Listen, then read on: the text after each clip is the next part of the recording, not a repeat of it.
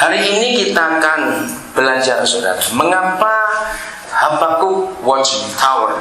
Kenapa? Mengapa ada menara jaga, menara pengintai Habakuk? Saudara, salah satu kitab yang paling sulit dalam Perjanjian Lama itu kitab Habakuk untuk dimengerti. Tapi di situ ada hal yang dahsyat. Mari kita lihat Habakuk 2 ayat yang pertama. Aku mau berdiri di tempat pengintaianku dan berdiri tegak di menara. Aku mau meninjau dan menantikan apa yang akan difirmankannya kepadaku dan apa yang akan dijawabnya atas pengaduanku. Saudara, tolong garis bawahi beberapa kata penting di sini. Yang pertama, berdiri. Bukan berarti fisik kata berdiri itu. Di dalam Perjanjian Lama kata berdiri adalah selalu siap. Kata kedua, tempat pengintaian. Jadi berdirinya harus tahu ada di mana. Kata ketiga, meninjau. Nah, kata keempat, menantikan. Kata kelima, jawabnya atas pengaduanku. Oke, garis bawahi 5 hal ini. Ayat 2. Lalu Yahweh menjawab aku. Kenapa Yahweh bisa menjawab? Karena dia mengadu.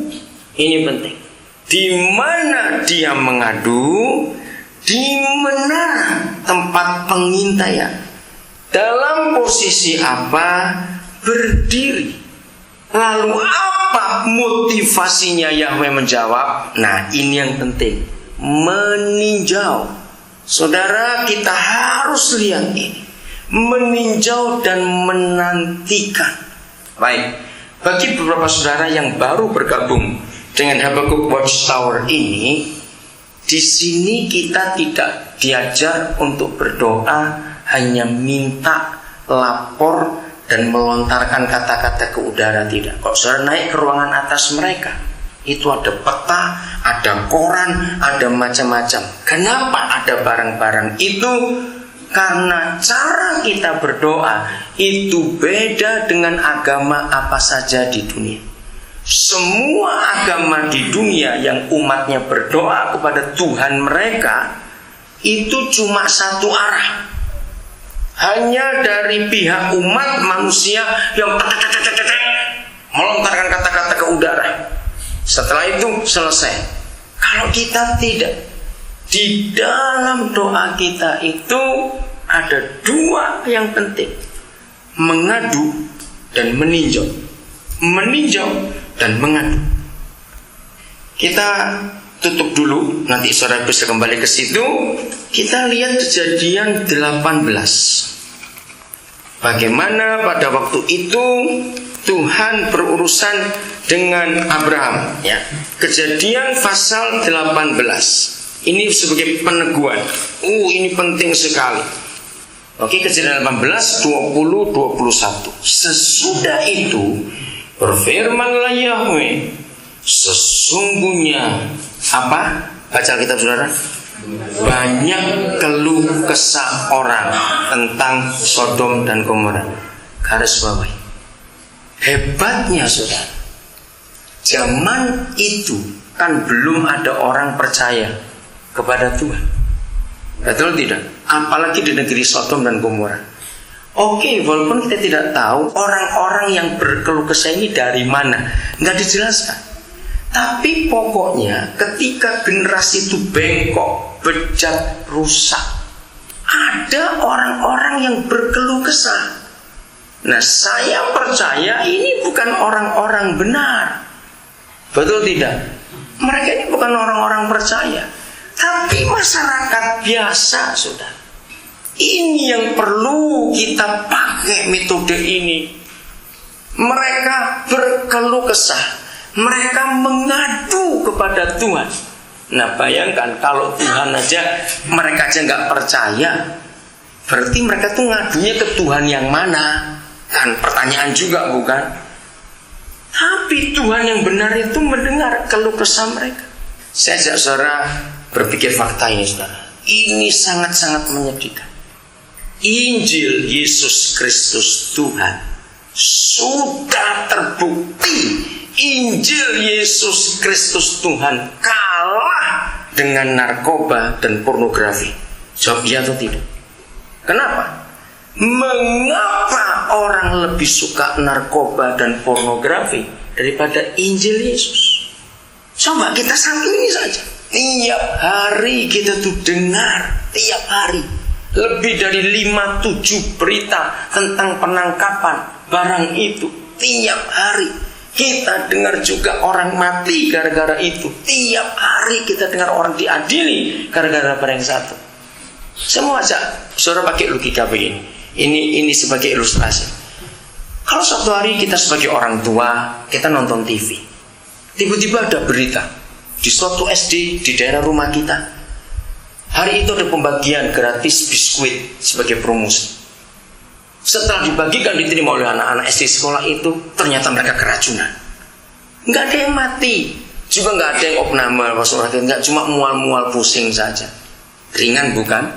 Pertanyaannya, segila-gilanya orang tua setelah dengar berita itu, masa kita beli biskuit yang sama? Ayo beli, kasih anak-anak. Jawab iya atau tidak? Nggak mungkin dong. Goblok sekali.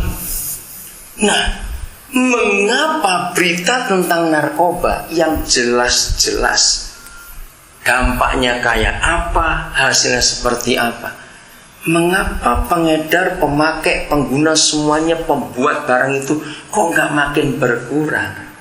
Dan ini bukan cuma di Indonesia, seluruh dunia, saudara. Lihat di Meksiko yang mati sudah berapa ditembak itu. Loh, kenapa tetap ada? Ngerti kalau saya pakai hal ini? Kalau bukan ada setan di barang itu yang membodohi manusia. Nah, mengapa Injil yang jelas-jelas bisa merubah orang, menyelamatkan orang, melepaskan orang, loh kenapa nggak disukai? Coba renungkan ini.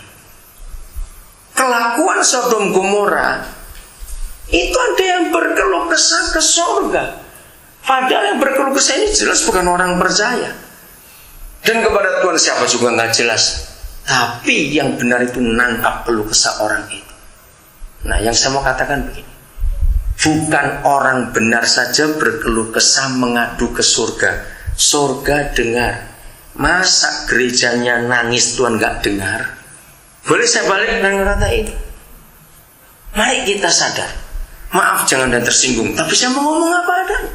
Ketika 2003, entah dari siapa dan bagaimana, sampai saya tidak tahu, dicanangkan transformasi Indonesia, itu 2003. Lalu selama 2 tahun mereka mempersiapkan sebelum mereka beriman, angka 5, masih ingat?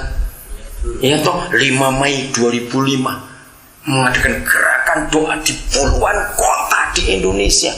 Itu biayanya berapa miliar, saudara. Sewa lapangan, sewa gedung, sound system, manggil artis, dan macam-macam lagi. Maaf, kenapa saya nggak mau ikut?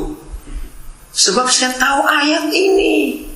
Untuk mentransform bangsa Indonesia itu nggak bisa lewat acara. Bahkan acara doa pun tidak bisa merubah bangsa ini. Mengapa? Sebab gereja, saya mau katakan kalimat ini sangat tidak enak, tapi kita harus percaya. Kita sebagai gereja di Indonesia itu hanya pintar berdoa. Diakui saudara, kita ini gereja yang pintar berdoa. Tapi mengapa doa yang sehebat itu tidak membawa dampak? Bahkan Indonesia makin terpuruk sampai hari ini. Kalau kita tidak mau mengakui itu gagal dan salah, betapa sombongnya kita ini. Film-film tentang Al-Molonga, tentang Nigeria, tentang mana-mana ditayangkan itu, diproduksi banyak-banyak VCD-nya. Memang hebat. Tapi mana yang terjadi? Nah, ada yang salah. Nah, salahnya di mana? Ini dia, kalimat ini sangat tidak enak. Ternyata gereja di Indonesia itu pinternya hanya merintah Tuhan. Kita tidak mau meninjau lalu mengadu. Kita cuma merintah.